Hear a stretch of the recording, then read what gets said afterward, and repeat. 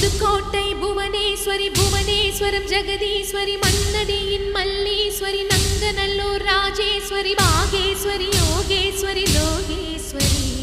Melmalayanur